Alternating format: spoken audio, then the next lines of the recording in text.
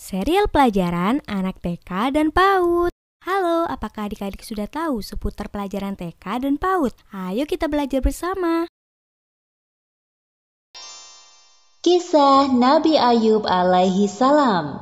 Kesabaran yang berbuah nikmat. Kisah Nabi Ayub alaihi salam disebutkan dalam Al-Quran sebanyak 4 kali. Salah satunya dalam surat Shad ayat 41 hingga 44. Dalam kisah ini kita akan menyaksikan kesabaran Nabi Ayub yang diberi cobaan oleh Allah Subhanahu wa Ta'ala berturut-turut, kehilangan harta benda, anak-anak, dan menderita penyakit di sekujur tubuh.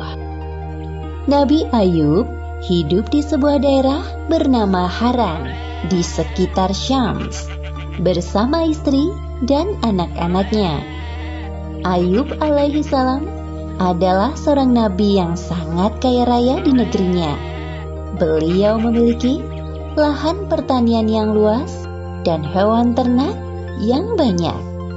Dengan semua harta benda yang dimilikinya, Nabi Ayub tidak lupa bersyukur kepada Allah Subhanahu wa Ta'ala.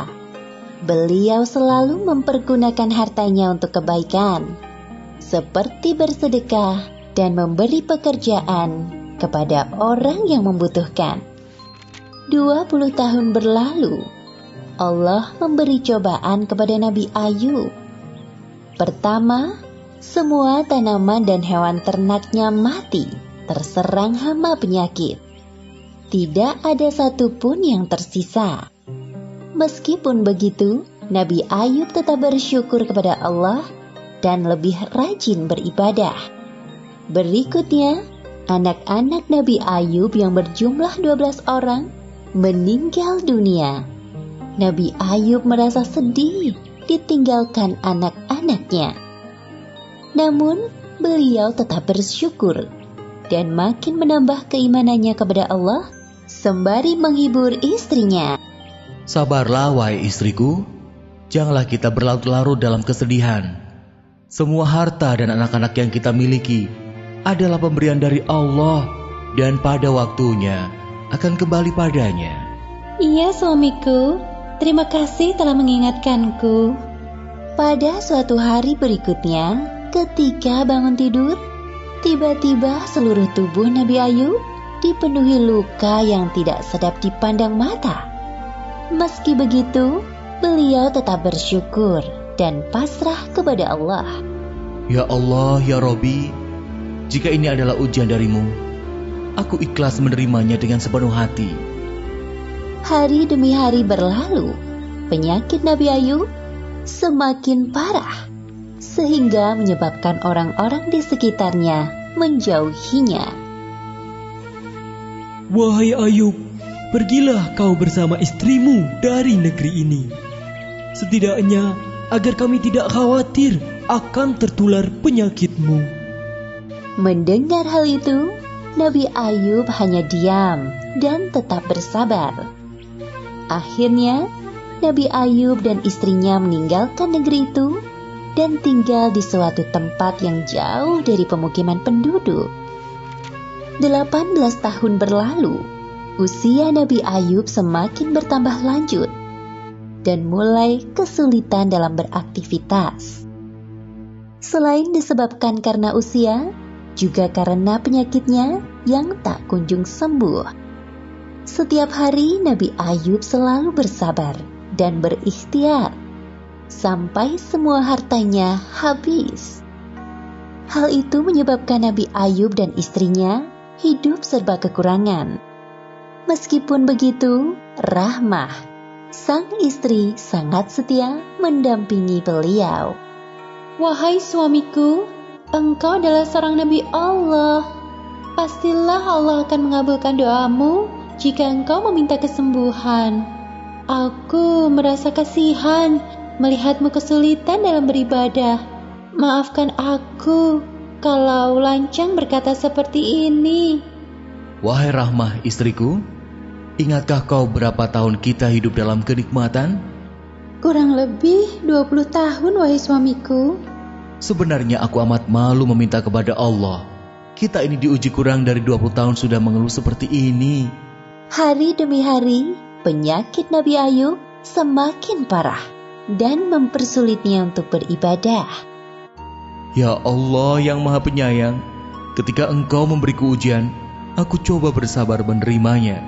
Namun, jika ujian itu mempersulit ibadahku kepadamu, maka kiranya Engkau angkat penyakitku, ya Allah. Seketika itu, terdengar suara dari langit. Seperti yang disebutkan dalam Al-Quran surat Shad ayat 42. Allah berfirman, "Hentakkanlah kakimu. Inilah air yang sejuk untuk mandi dan minum."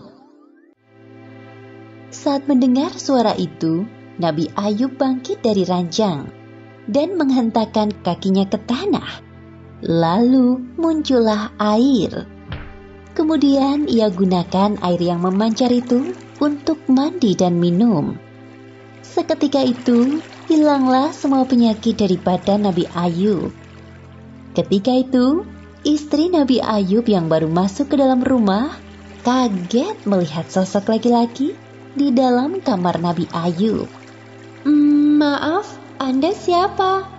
Apakah Anda melihat seorang laki-laki yang sudah lanjut usia terbaring di atas ranjang ini? Laki-laki itu berbalik badan dan berkata kepada Rahmah, Wahai istriku, tidakkah kau mengenaliku? Engkau Ayub? Benarkah engkau suamiku Ayub? Benar, wahai istriku, aku Ayub suamimu. Allah telah menyembuhkan penyakitku dan mengembalikan tubuh dan parasku seperti saat muda dulu. Alhamdulillahirrabbilalamin. Terima kasih ya Allah. Keesokan harinya, berita tentang kesembuhan Nabi Ayub sampai ke telinga orang-orang. Mereka beramai-ramai mendatangi rumah Nabi Ayub dengan membawakan berbagai macam hadiah. Kemudian Allah memberi kekayaan hingga 2 kali lipat dari harta yang dulu dimilikinya. Selanjutnya, Allah memberi karunia kepada istri Nabi Ayub. Kemudian, ia pun hamil anak kembar selama beberapa kali. Seperti yang disebutkan dalam Al-Quran surat Shad ayat 43. Dan kami anugerahi dia dengan mengumpulkan kembali keluarganya, dan kami lipat gandakan jumlah mereka sebagai rahmat dari kami dan pelajaran bagi orang-orang yang berpikiran sehat. Demikianlah akhir kisah Nabi Ayub alaihissalam yang diberi ujian bertubi-tubi dari Allah Subhanahu wa Ta'ala.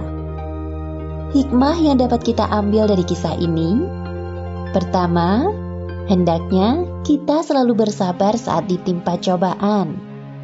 Kedua, inna ma'al usri yusra. Di balik kesulitan ada kemudahan, seperti yang dijanjikan Allah dalam Al-Quran.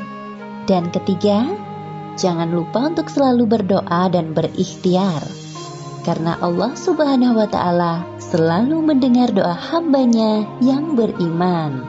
Wallahu a'lam bishawab.